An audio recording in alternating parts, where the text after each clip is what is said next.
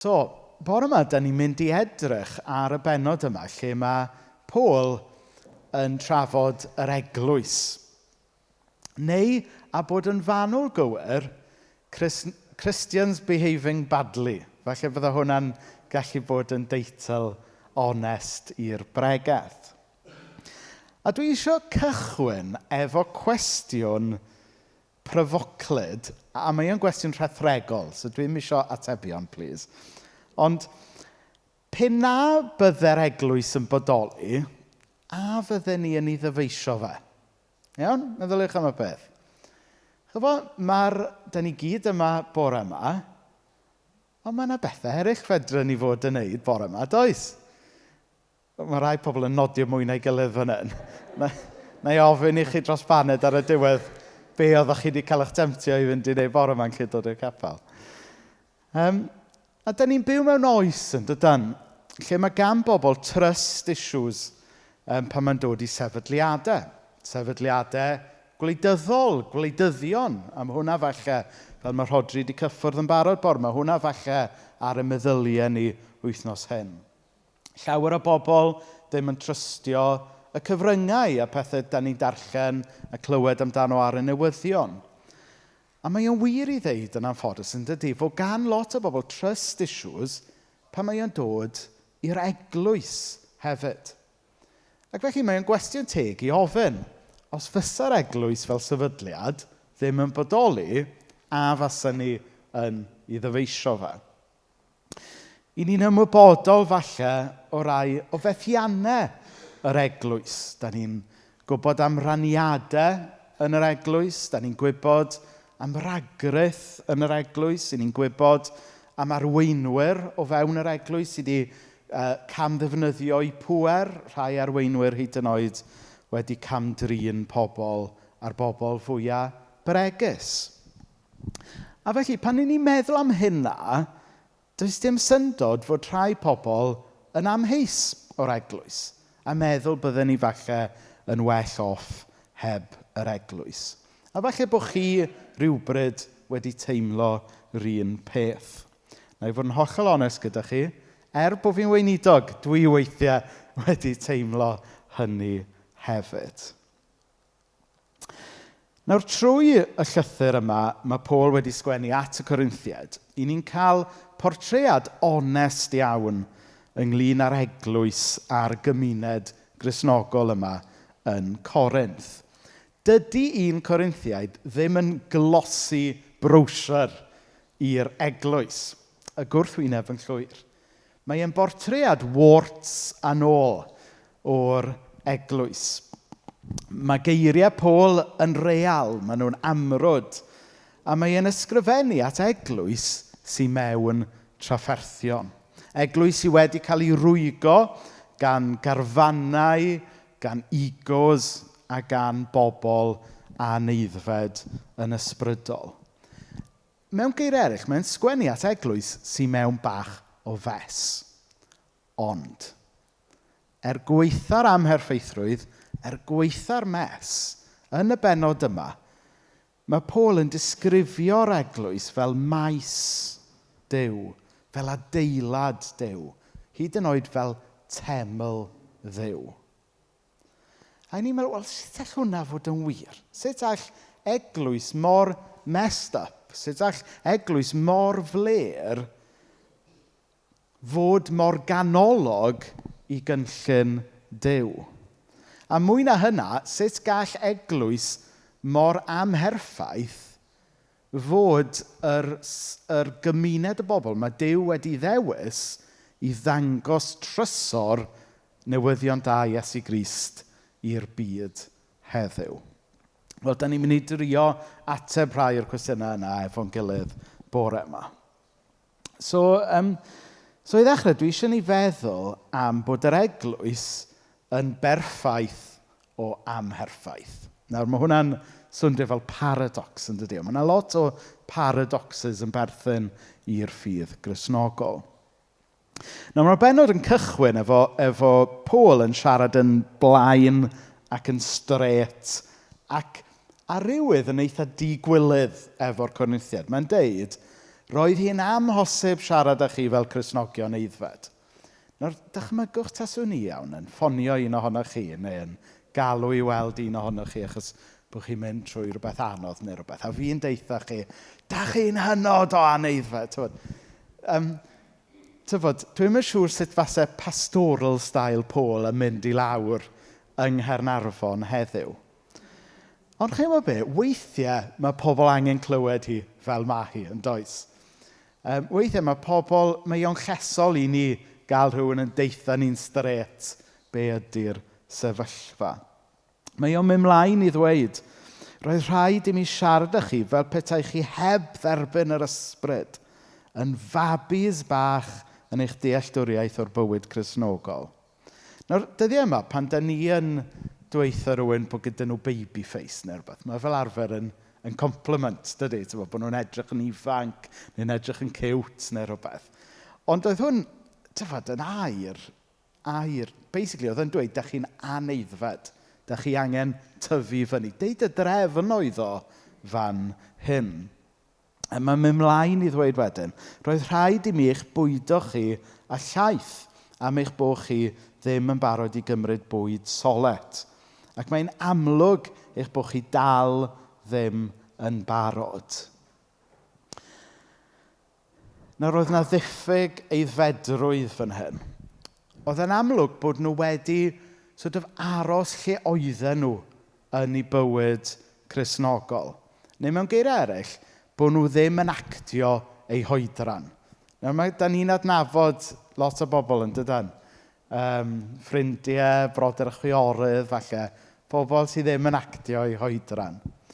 A mae'n amlwg fan hyn fod y Cristnogion yma ddim wedi tyfu yn ei aeddfedrwydd yn ei ffydd Cristnogol.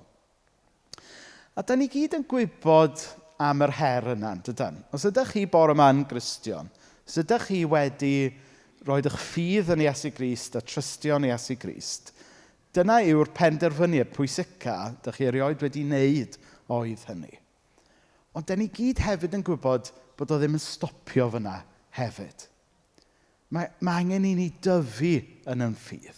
Mae angen i ni adael i'r Ysbryd Glân newid y ffordd da ni'n meddwl am bethau, yn gweld bethau, yn byw, yn bywyd, yn trin pobl eraill ac yn y blaen. Ond mae'n amlwg oedd y Cristnogion yma'n Corinth, oedden nhw ddim wedi gwneud hynny. Oedden nhw'n amlwg wedi cael profiad o Iesu. Oedden nhw'n amlwg yn Gristnogion, ond eto mae'n amlwg falle bod nhw wedi diogi wedyn. Falle oedden nhw wedi dal gafael jyst yn y profiad cyntaf yna o Iesu a jyst wedi byw off hynna. Yn hytrach na dyfnhau a tyfu yn ei ffydd Cristnogol. Ac eto falle bod rhai pobl yma yn ymwybodol o'r perygl i ni wneud hynny.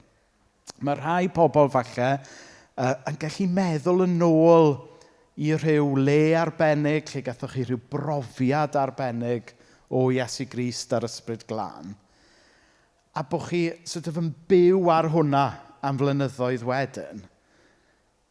A dwi'n yn cymryd i ffwrdd y pwysigrwydd i bobl gael y profiadau mawr yma, ond allwn ni ddim byw off hwnna am byth na. Mae gan Dduw rhywbeth i ddysgu ni trwy yn bywyd. Mae Duw isio yn bwydo ni yn y bywyd ysbrydol ym mhob pennod o'n bywyd ni. Allwn ni ddim byw off y profiad cyntaf am byth. Mae'n bortread real a onest fan hyn am Gristnogion sydd ddim wedi tyfu fyny yn ei ffydd. Ond bod nhw heb tyfu fyny yn ei ffydd, fod eu bywydau nhw yn bach o mes, fel nathon ni weld ar ddechrau'r gyfres, mae Paul dal yn galw nhw yn saint. Mae Paul dal yn cyfeirio atyn nhw fel brodyr a chwiorydd yn y ffydd. A dwi'n meddwl bod hwnna'n rhywbeth pwysig iawn i ni gofio. Sef, dyw'r cwestiwn a di rhywun yn Gristion neu beidio, a di rhywun yn sant neu beidio, dyw e ddim ynglyn ag ydych chi'n byw bywyd parchus a thaclus. Mae ynglyn â'ch perthynas chi efo Iesu. A chybod be, mae'r eglwys ym mhob oes yn licio actio'n barchus, yn dydi? Chybod? Da ni hyd yn oed yn neud o'n tini coelwch na beidio. Mae hwn yn barchus i fi, okay? Yr unig pryd dwi'n gwisgo 3/4 zip jumper ydi bore dydd Sul. Hoodie dwi'n gwisgo fel arfer. A mae hogia ni, yr un diwrnod yr wythnos lle da ni'n ei rhyw ymdrech i gael nhw wisgo rhywbeth y blawn football shirt ydi bore dydd Sul. Ac mae yna rhyw, yn arbennig falle yn y byd Cymraeg, yna ni rhyw association rhwng bod yn barchus a Cristnogaeth yn does. Ond dyw e ddim ynglyn ag actio bod yn barchus. Mae Paul fan hyn yn siarad ac atgoffa pobl, mae nid lle i bobl barchus ydy'r eglwys, ond lle i bobl ddod just fel maen nhw. Nid lle i bobl sydd wedi sortio i bywydau allan ydy'r eglwys, ond yn hytrach lle i bobl sy'n work in progress. Felly, os ydych chi bore yma'n teimlo bod elfennau o'ch bywyd chi, neu'ch bywyd cyfan chi falle, mewn bach o mes ar hyn o bryd, ydych chi ddim cweit yn siŵr am rhai pethau ni, lle ydych chi'n mynd efo rhai pethau. Wel, mae yna groeso i chi yn Eglwys Iesu Grist. Mae hwn yn le i bobl sydd yn work in progress. Gweitha i am herffeithrwydd, oedd Paul heb roi give up ar y Cristnogion yma ar eglwys yn Corinth. Falle bydde wedi bod yn haws iddo fe wneud hynny. Bod edrych ar yr eglwys yma, oedd mewn bach o lanast a meddwl, chybod be, bydde fo'n haws plannu eglwys newydd just lawr y ffordd. A mae hwnna'n rhywbeth mae lot o Gristnogion yn wneud heddiw. A tybod, pan mae pobl yn mynd a plannu eglwysi mewn llefydd lle mae angen eglwysi newydd, amen i hynny. Ond dwi'n adnabod, dwi ddim yn wir am rai o'r planwyr eglwysi sydd yma bore yma, ond dwi'n adnabod rhai pobl sydd just ddim yn gallu copio gyda Cristnogion bler a eglwysi bler. Mae'r eglwys yn berffaith yn ei amherffeithrwydd oherwydd Iesu. Mae Cristnogion a'r eglwys yn cael gwisg berffaith Iesu Grist. So, bod yn bywydau ni'n aml yn mes, ac bod hyn bwysig bod ni'n gofyn am help yr Ysbryd Glân i sortio allan yn bywydau, mae Duw eisoes yn gweld ni'n berffaith. Achos Dio ddim yn gweld ni, ond mae o'n gweld aberth Iesu ar y groes.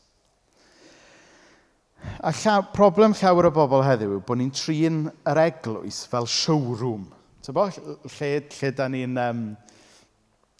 ni'n dod i ddangos yn hun, lle da ni'n dod i fod yn barchus. Ond dwi'n gwybod os da chi wedi bod i garages, ond mae rhan fwyaf o garages, mae yna ddau hanner iddyn nhw'n does.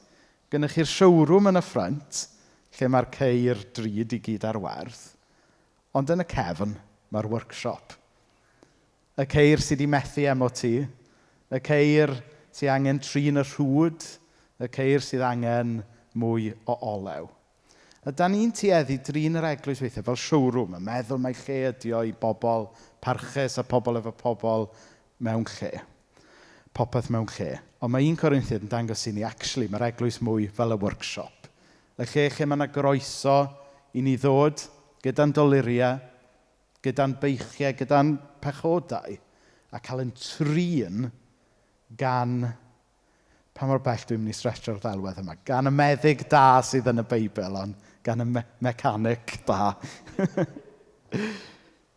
Yn y workshop yma, sef yr eglwys, da ni'n gadael i Dduw drin a trwsio calonnau toredig trwy ei ras.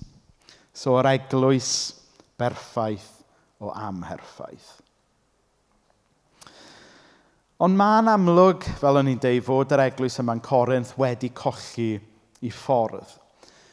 Ac un o'r prif bethau mae Paul yn trafod yn y bennod yma yw plaid garwch. Eto, thema amserol falle ar ddechrau wythnos etholiad. Mae'n deud yn adnod 4, pan mae un yn deud dwi'n dilyn Paul ac un arall dwi'n dilyn Apollos, dych chi'n ymddwyn union fel pawb arall. A falle bod hyn yn swndio'n gyfarwydd iawn i ni. Falle bod pobl heddiw ddim yn deud, dwi eisiau mwy o Paul neu dwi eisiau mwy o Apollos. Ond y drist iawn ymhlith Cristnogion a'r eglwys, da ni yn aml yn clywed, fy hoff bregethwr i ydy, neu fy hoff steil o addoli i ydy hwnna, neu y math o eglwys dwi'n licio ydy hwnna. Ac yn araf bach, drwy bod fel yna, da ni actually yn mynd yn debyg i'r eglwys yma'n 1 Corinthiaid. Da ni'n gallu bod yn consumeristic iawn yn dydan pan mae'n dod i'r eglwys. A mae gen i bach o newyddion drwg i chi. Os ydych chi'n Gristion yn gogledd orllewin Cymru, chi'n methu fforddio bod yn consumeristic. Achos does dim lot o eglwysi i gael. Ac yn sicr does dim lot o eglwysi Cymraeg i gael. So rhan o fod yn eglwys ydy roed yr agwedd consumeristic yma i lawr a dysgu bod chi byth mynd i ffeindio'r eglwys berffaith. Mae yna rhyw joke i gael yn does. If you find the perfect church, don't join it because you'll spoil it. A mae'n wir yn dydy, ond tybod, da ni gyd wedi bod yna, dydyn yn trio ffeindio'r eglwys berffaith. Wel, does dim eglwys berffaith. Da ni byth mynd i ffeindio yr union bregethwr da ni isio, yr union steil addoli da ni isio. Be sy'n bwysig ydy ffeindio eglwys sydd yn caru Iesu, le bydd yna bobl yn eich caru chi, a gewch chi gyfle i caru pobl eraill. A da ni yma'n Caersalem, da ni ddim wastad yn cael o'n iawn, ond gyda help yr Ysbryd Glân, da ni'n trio bod yn eglwys felly. Mae Paul yn torri trwy y mentality consumeristic yma. Mae'n deud, wel, pwy ydy Apollos, pwy ydy Paul? Dim ond gweision. A dwi wrth y modd efo hwnna. Mae o'n rhoi arweinwyr yn ei lle. Mae'n atgoffa arweinwyr yr eglwys bod nhw ddim mor allweddol ac i ni'n aml y meddwl ydyn ni. So mae'n tynnu balchder arweinwyr yr eglwys i lawr. Mae Paul yn deud yn adnod 7. Ydy, mae ar y sgrin. Fi blanodd yr had, wedyn daeth Apollos i'w ddyfrio, ond Duw wnaeth iddo dyfu dim ni. Oedd, fel dwi'n deitha chi'n aml, pan da ni'n bydyddio pobl yma, mae braidd neb wedi deud yn eu tystiolaeth cyn cael ei bydyddio, mae pregethu Rhys Llwyd sydd wedi helpu nhw. Dwi honestly ddim yn cadw hwnna'n erbyn neb, ond it has been noted. A wedyn, y pwynt dwi'n trio wneud ydy, does dim un ohono ni yn allweddol yn hwn i gyd. Da ni gyd yn dîm efo'n gilydd, achos gwaith Duw ydy o. Ac o'n i, wythnos dwytha ges i gyfle i fynd i Gaerdydd i ddarlithio yn Coleg yr Eglwys yng Nghymru. So, o'n i'n teimlo fel braint mawr yn cael mynd yna. Oedden nhw'n posh iawn yna. Fwy posh na Coleg y Bydyddwyr, I tell you. A anyway, ges i groes y cynnes yna. Ac falle bod chi ddim yn awyr o hyn, ond am eglwys Cymraeg ei iaith, mae Caersalem yn eglwys eitha mawr ac yn eglwys eitha bywiog. So oedden nhw'n gofyn i fi, beth yw'r gyfrinach? Beth yw'r gyfrinach? Oedden nhw eisiau gwybod beth yw'r trec neu beth yw'r steil neu rhywbeth. Ond o'n i goffa deitha nhw yn onest, fel mae Paul yn deud fan hyn. Duw sydd ar waith. ydyn ni'n aml yn trio meddwl beth yw'r gyfrinach i'r eglwys. Y gyfrinach yn syml iawn yw i ni roed yr agwedd consumeristic yma i lawr a jyst gadael i Dduw weithio ymhlith ei bobl. Dydy'r planwr a'r dyfriwr ddim yn bwysig, dim ond Duw sy'n rhoi'r tyfiant. A dyle hwnna byrstio balchder unrhyw arweinydd eglwysig sy'n meddwl bod nhw yn bwysig. Ond dyw e ddim jyst yn byrstio balchder arweinwyr eglwysig, ond mae actually'n rhyddhad. Achos, fel ydych chi'n gwybod, rhan o broblem yr eglwys heddiw yw fod lot o arweinwyr yn profi burn-out. Fel nes i rai blynyddoedd yn ôl. A rhan o'n mhroblem i, fel llawer o'r arweinwyr eglwysig, oedd bod ni'n meddwl bod o yn dibynnu arna ni. Bod ni'n meddwl bron fel bod gyda ni Meseia complex, tyfod. Ond rhan o goniant gwaith yr eglwys ar y Efengyl Gristnogol yw dysgu mae jyst gweision ydyn ni. A mae hwn yn mynd amdano ni gyd nawr, ddim jyst gweinidogion. Gweision ydyn ni a Duw sy'n neud y gwaith. A mae hwnna ddim jyst yn dod â'n balchder ni lawr, ond mae actually'n ryddhad. Mae'n golygu bod ni wedyn ddim yn gorfod cario'r cyfrifoldeb, ond da ni actually'n cael y llawenydd o wasanaethu. Mae mynd ymlaen i ddweud yn adnod 9 hefyd, da ni'n gweithio fel tîm i Dduw, a chi ydy'r maes mae Duw wedi roed i ni weithio ynddo. Neu os mynnwch chi, dych chi fel adeilad. So mai gwaith Duw yw mae yna rôl i bawb chwarae. A cofiwch, mae e'n dweud wrth y bobl oedd ei bywydau mewn bach o mes, oedd ddim yn Gristnogion eiddfed ar y pwynt yma, ond mae dal yn deithio nhw fod yna rôl gyda nhw i chwarae. So dwi eisiau ni gyd i feddwl am hwnna, chybod? Beth yw'n rôl i yn bywyd yr eglwys? Falle bod chi'n meddwl, alla i ddim pregethu, alla i ddim chwarae gitar mor dda Rhodri Jones, ac alla i ddim wneud coffi cystal ar rhywun. Dyw e ddim i wneud unrhyw beth cystal â neb arall. Mae ynglyn a jyst ffeindio rhywbeth syml i fendithio rhywun arall, i fod yn wasanaeth i rhywun arall. Mae ynglyn â ffeindio lle yn y tîm yma mae Duw yn tynnu at ei gilydd, sef yr eglwys.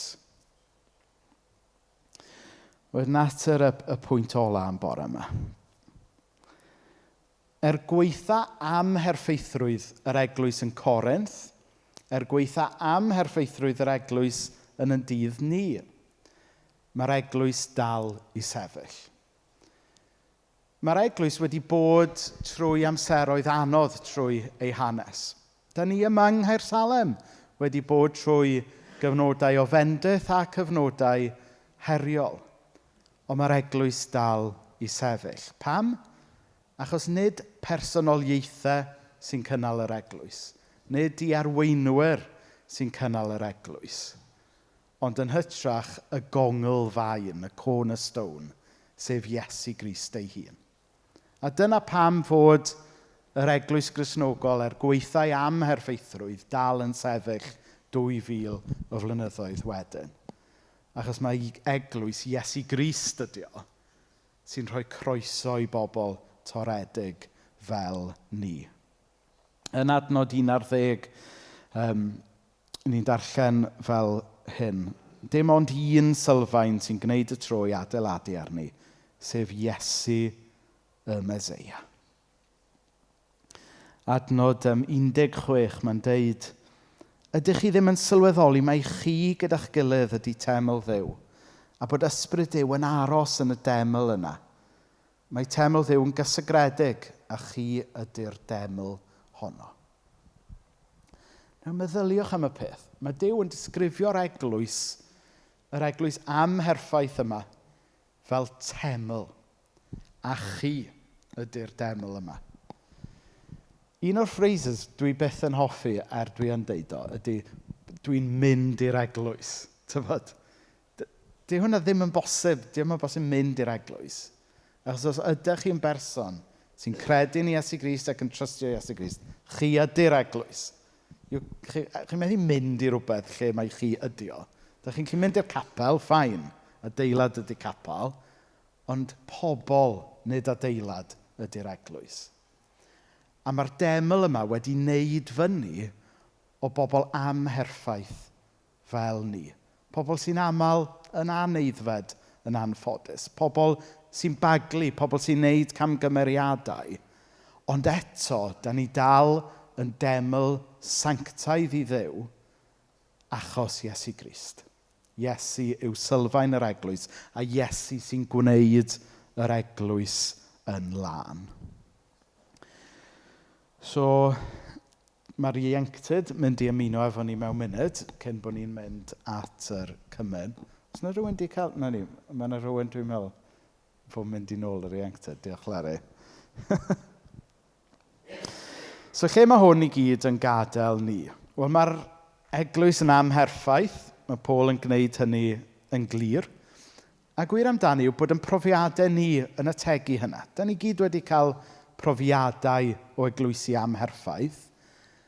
A hefyd, os da ni'n edrych yn agos adre, da ni'n awyr iawn o'n amherffaethrwydd personol ni, fel pechaduriad yn dydyn. Mae'r eglwys yn gallu bod yn blentynaidd, yn ranedig ac yn wan. A da ni gyd yn gwybod bod ni'n gallu cael yn tynnu mewn i hynna weithiau hefyd. Mae hyn i gyd yn wir. Ond eto nid dyma'r gair olaf. Gweithau amherffaethrwydd, yr eglwys yw priodferch Crist. Mae'r ddelwedd yna'n hyfryd, yn dydy? Mae'r eglwys yw priodferch Crist. Mae Paul yn disgrifio'r eglwys fel teml Duw. A dyna pam bod yr eglwys yn obaith i'r byd. Nid oherwydd bod ni yn bobl well na neb arall, nid oherwydd bod ni gyda rhyw ddoniau gwell na neb arall, ond da ni'n cael y fraint o gyflwyno Iesu i bawb arall. Iesu yw gobaith y byd, a mae Duw am reswm na allwn ni cweit i ddeall wedi trystio i eglwys gyda'r gwaith o rannu'r newyddion da yma gyda byd toredig. Yr eglwys yw gobaith y byd, nid oherwydd ei perffaethrwydd, ond oherwydd ei perthynas. Mae gan yr eglwys berthynas gyda Iesu Grist. Felly, da ni'n cael yn galw i beidio roi give up ar yr eglwys. Da ni gyd yn dydan, gan gynnwys gweinidogion, yn cael yn temptio weithiau i roi give up ar yr eglwys. Yn arbennig pan mae pethau'n anodd, yn arbennig pan mae heriau'n codi. Ond os nath Iesu Grist ddim rhoi give up ar ei eglwys, yna does dim hawl gyda ni wneud hynny chwaith.